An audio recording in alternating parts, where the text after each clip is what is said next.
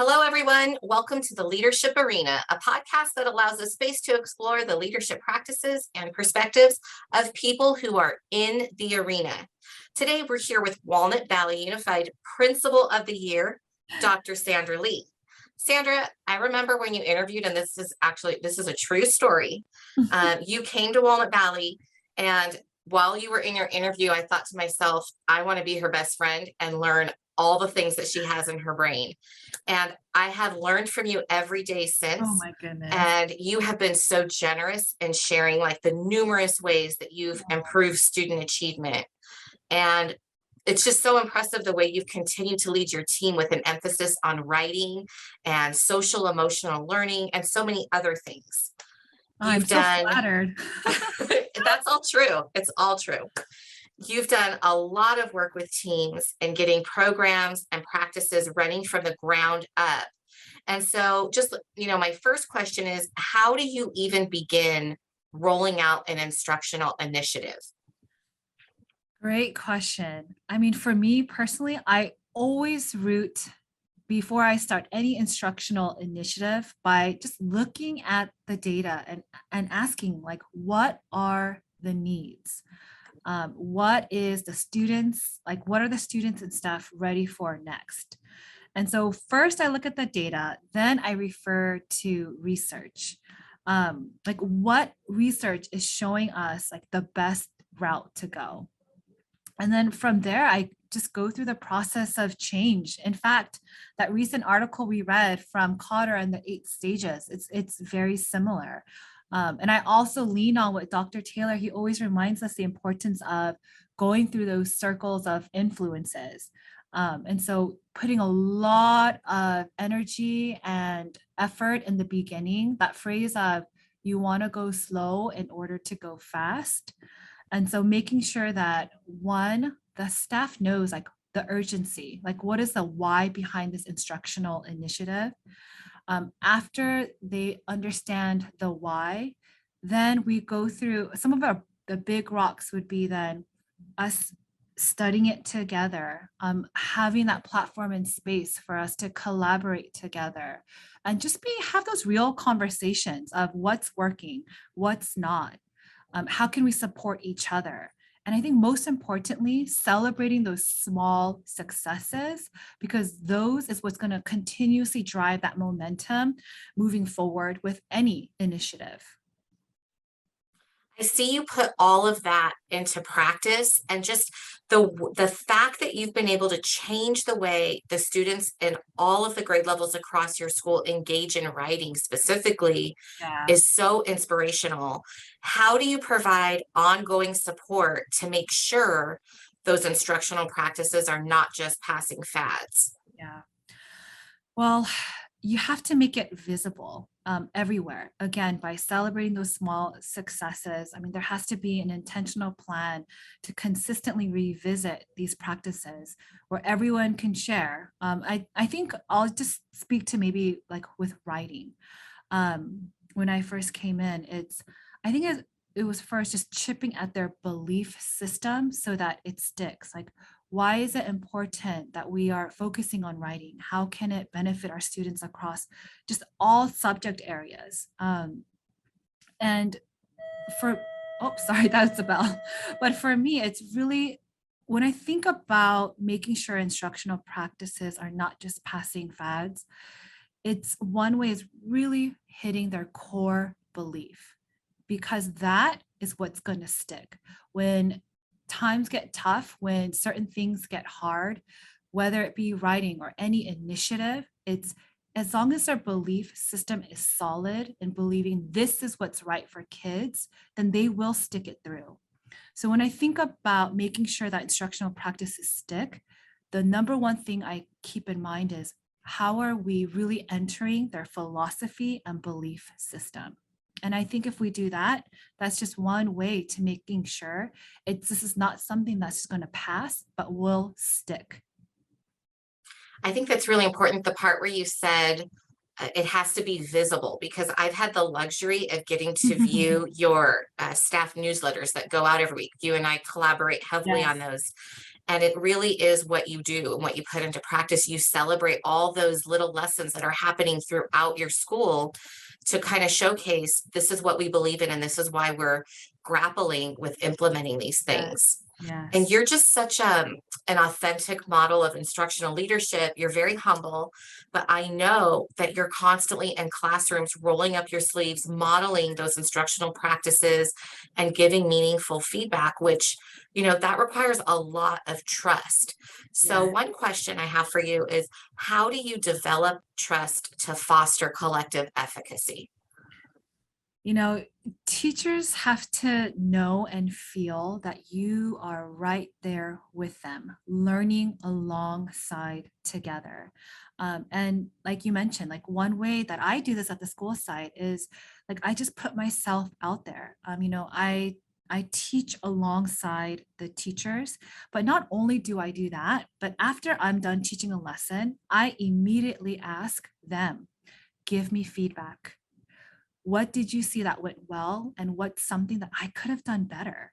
And, at first, this shocked them because it's naturally awkward to like, I'm giving feedback to my principal, but it's exactly that. They need to know that I am in it with them, learning alongside and modeling. Like, this is how we grow together. Um, Teaching is not easy. And I think when I'm vulnerable and I put that self out there and letting them know it's not meant to be perfect. In fact, I always say, I always say to them, one of the reasons why I'm always like teaching in your classrooms, learning alongside you guys is one, it's just to make you feel better about yourself because I know for a fact you could do that 100 times better. But again, I think this just shows like our belief that learning and growing and being vulnerable, putting yourself out there, asking for feedback, that's just one way that we are developing and just fostering that collective efficacy together. Mhm. I It's so touching that you're so humble. When I think of you, I just think of all the times that we grappled through curriculum or professional development.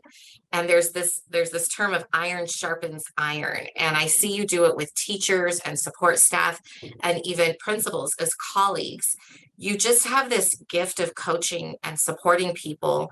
And I wondered what advice you would give to a new principal, because it used to be like way back in the day, Yeah. principalships were more managers. And I think Right. over time, especially in Walnut Valley, we really strive to be strong instructional leaders. Right. So as we support colleagues that are new to the field, I wondered what advice you would give them.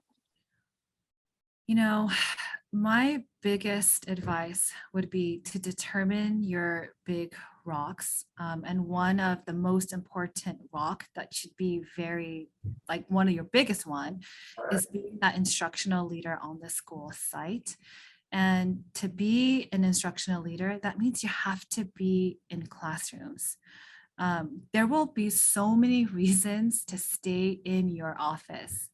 But I think if you like, for example, for me, like if I were to give a concrete, tangible like strategy that I could give to a new principal, it's, every Friday before the next week starts, I plug in my calendar all the classrooms that I'm visiting every single week. And I also keep track of when I'm going to which classroom because I want to make sure that I'm there at different times so that I can see what are some of the needs that I'm seeing that teachers need support in. And it's never this feeling, and I think we've built enough like trust that they know it's never a gotcha moment, but I'm always there just to be like, what can I do to support you? And so, being closest to the students is where you want to spend most of your time. And so if I were to give any advice, it's that be closest to the students. Like I said, there will be so many reasons to stay in your office. Mary, you know this very well. I mean, we get bombarded with left and right and all these things. But Mhm. if we make that a big rock to be closest to the students, which is in the classroom, that is my greatest advice to new principals. I think that's so true. I really do. And it helps us get the lens of teaching and instruction, but also the lens of learning. Right. So I wholeheartedly agree with you. This podcast was created to highlight the leadership practices and beliefs across our district and in our leadership team. It's also rooted in my love for Teddy Roosevelt's speech, Man in the Arena. What line of that speech resonates with you most and why?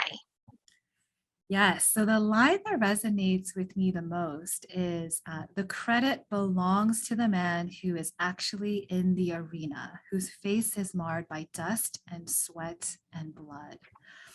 And I think the reason why this line jumped out to me is because, right now, especially in the context that we're in, the ones that have it the hardest, the ones who are on the battleground, it's the teachers.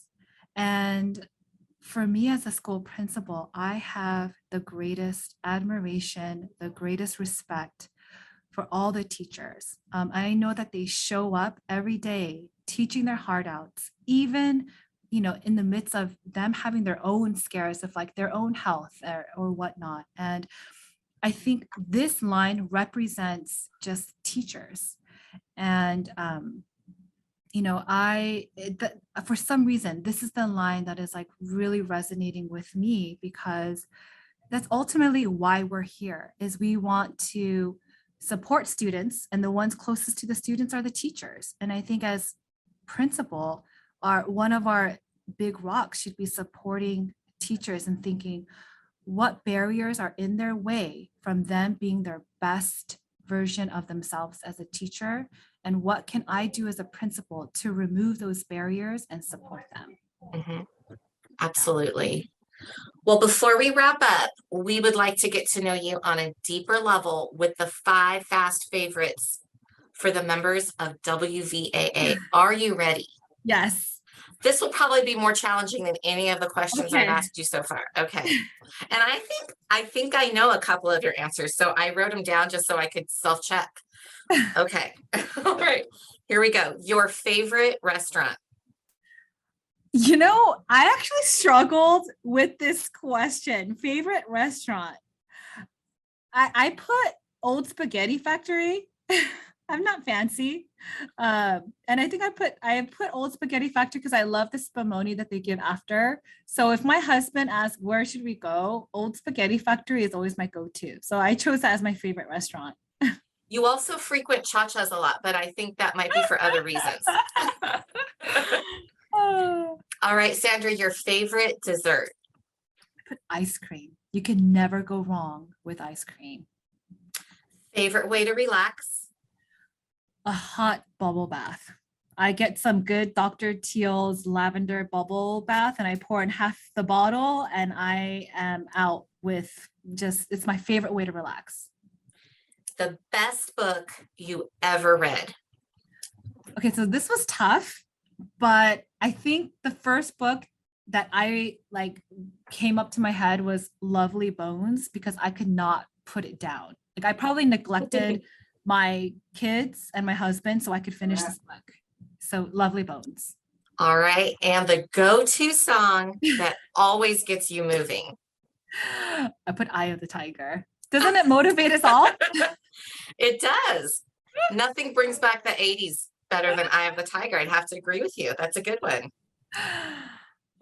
Sandra, you are such an exceptional human being. You're a wonderful example of a strong, smart woman in leadership. You truly inspire every leader across our district, and I'm grateful that you took time with us today.